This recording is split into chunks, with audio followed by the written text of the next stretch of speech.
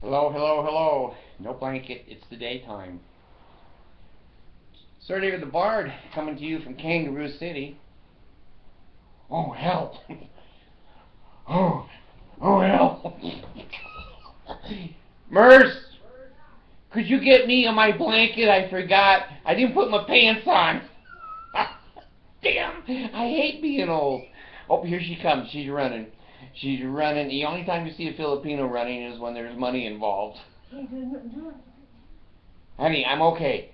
Just give me a blanket and don't give me your dip. Cancel it. You're weird. Weird man. Weird man? Oh, there we go. Anyway, Sir David DeBart, I'm coming to you out of Kangaroo City. I had a wonderful gentleman this morning write me a note, and he's from Australia. I have several viewers in Australia. They all have the last name Kangaroo, but I guess they're in the same family. Anyway, I got a question from a gentleman, and I'm going to try to answer it the best that I can. I'm trying to think of what his handle is. We call it, what you guys call it, something else. He's the first and the last of the Mohegans, I guess. I don't know. Anyway, a very nice compliment at the beginning of his letter, and I'm going to paraphrase. He was a member of the church and in the church most of his life, and when it came time to go on a mission, he said no. Now let me tell you something about the Mormon church. You don't say no unless you're handing them your nuts too, because they're going to take them. They're going to take them and just cut them off and hand them your golden green balls. I love that dance term. Oh, it fits Joseph so well. Anyway, he said, no, I'm not going on a mission. Well, typical Mormon family, they disown him. And he doesn't see his family for quite a while, and then he decides to get married. Nice young lady, evidently, and he decided to try to go back to the church, and they did. And now he sees the internet, and he's going, oh my God, I've made a big mistake. Now, let me tell you what happened to me in conjunction with this gentleman. I'm probably one of the only few people like him that rejoined the Mormon church. I quit. And then I went for, I don't know if it was a year, what it was. And then I thought, well, gosh, I have no friends. I have no social life. Maybe I made a mistake. So I went back to the stake president and said, I want to be rebaptized. He says, well, you got to take the lessons again. Now, here I am. I think I was in my 40s, late 40s and early 50s when I did this. And they made me take the lessons again. And the missionaries came over to my house, and I had to sign off, and they had to sign off, that I was taking the lessons again. Now, is that humiliation or what? With my degree from BYU and all the religion classes I've taken, teaching in the temple or teaching in the elders' quorum. But anyway, I humbled myself. I don't know if it's humbled, what the word would be. But anyway, I rejoined the church. Well, then I continued to study, and I married Mercy. Mercy is a returned missionary from the Philippines in the Mormon church. And when I married her, I was a Mormon. Well, a year later, I asked the president again, state president, I'm out of here. I wrote a letter of resignation, and they sent me a letter back saying, we agree. You're out, and we're happy. And I said, well, you're not anywhere near as happy as I am. I said, well, you never paid that much tithing anyway, so we didn't need you. We need the Mitt Romneys of the world. So anyway, I understand how this man feels perfectly how he feels. You lose your friends, you lose your family. Now here's what I'm going to say to this gentleman and across the board. We have to be true to ourselves. We have to be true to ourselves. We have to be willing to give up anything to be true to ourselves.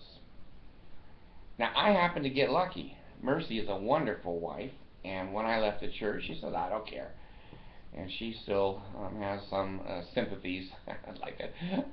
I don't like to kick a puppy when it's down, but the Mormons are kind of down right now. But anyway, she lets me live my life, and I let her live her life. You don't get that in most marriages. You just don't get it.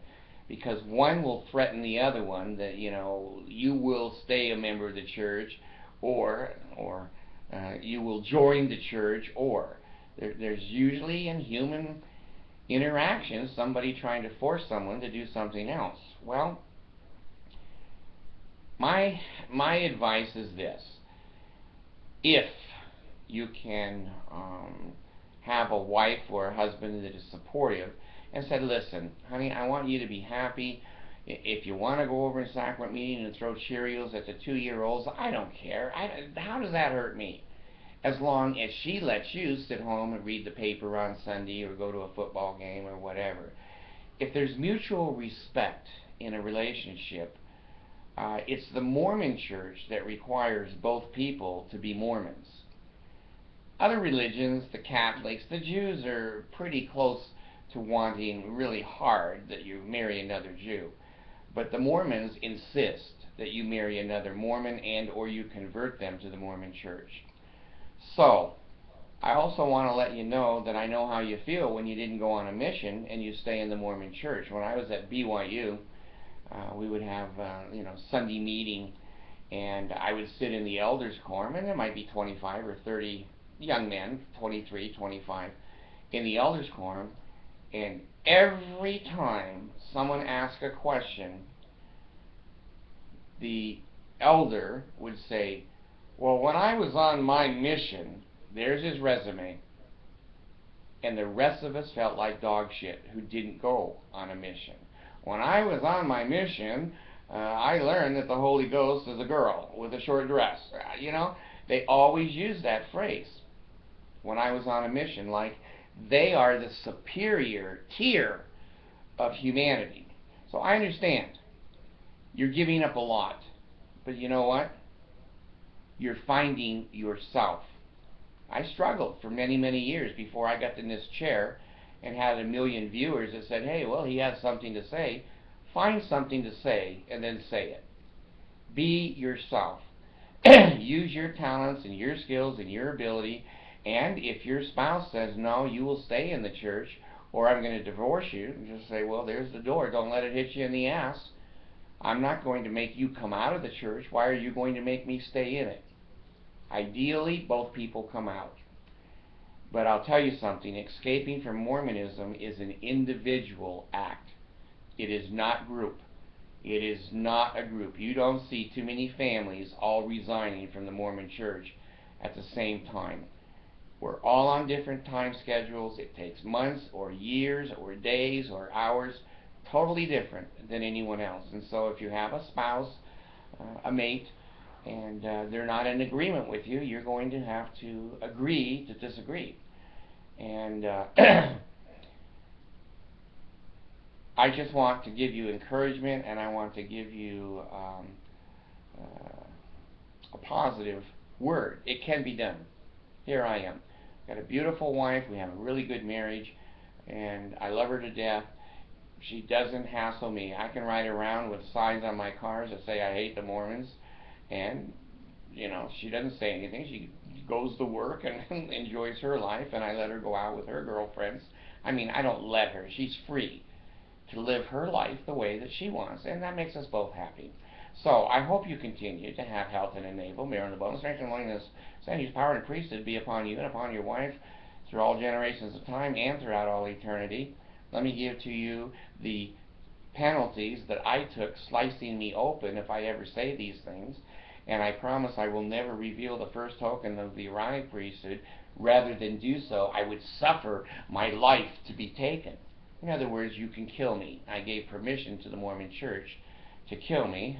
In the temple ceremony also, I gave them a right to all of my property and all of my income and all my retirement monies, anything that they want. I swore between God, angels, and these witnesses at this altar that they can have all that stuff. Well, I made a mistake, and I'll tell you something. I feel as foolish as you do. I consider myself a fairly normal person. I have a little bit more intelligence than some of the average people, mostly because of my education. But I, no Einstein. How did I get fooled?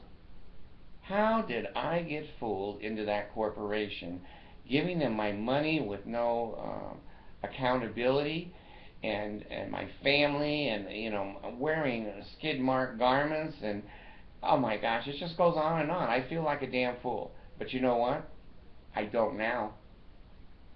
Time. Let some time pass, and I think you're going to be just fine. And I'm not encouraging you to leave the church. You're the one that said that you want to leave. If it ain't floating your boat, leave. If it's floating your boat for your wife, let her stay.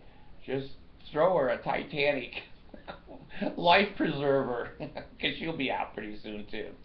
So anyway, visit the Bard store. Mark is funny as can be. I like the guy. He's funny. And I'm not breaking any confidences. He's bipolar. He's one sharp little cookie. And he's just put together the Bard store. And every time I look at the store, out of morbid curiosity, I'm on more items. Calendars. Refrigerator stickers. Now, I never thought that you could get a Bard refrigerator sticker and put it up next to Monson and Joseph Smith on the same refrigerator, because they'd be going like this. So anyway, thank you, Mark. And my friend Ron, he's a Mormon, and he's a good man, and he's trying to produce something to make himself some money. And I haven't heard from my two girls, Anna and Allison. They're silent. Silence is not good in business. But anyway, thank you for the compliments. Thank you for your support and your help. If I put a smile on your face, that makes my life. That makes my life. If I help you in any way, that makes my life. So anyway, thanks for writing in. Bard's gone.